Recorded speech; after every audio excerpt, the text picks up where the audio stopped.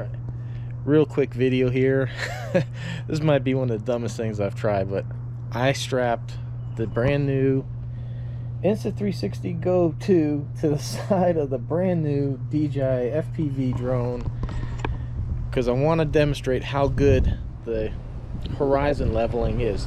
I'll put an image of the drone flying. You'll see that the drone pitches pretty good when it banks, and you'll see, because that camera's strapped on there, that how stable the Insta360 Go 2 keeps the horizon with all the pitching. So let's go ahead and put the drone up, and fingers crossed everything stays together, because if that camera falls off, it's gonna end up in the props, and I'm gonna crash a brand new drone. So let's not do that.